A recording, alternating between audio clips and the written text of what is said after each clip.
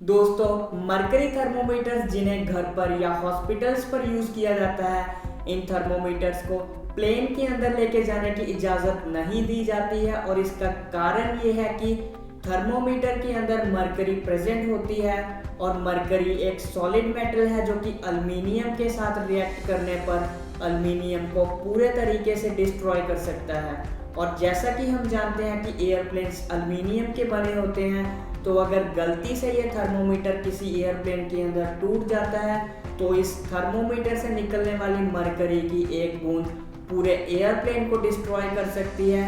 तो यही रीज़न है कि मरकरी के थर्मोमीटर को एयरप्लेन के अंदर लेके जाने के लिए अलाउ नहीं किया जाता है। दोस्तों, अगर आपको हमारा इन्फॉर्मेटिव वीडियो अच्छा लगा हो तो हमारे चैनल को सब्सक्राइब करना मत भूलिए। मिलते हैं ऐसे बहुत सारे इन्फॉर्मेटिव वीडियोस के साथ बहुत जल्द। तब तक के लिए धन्यवाद।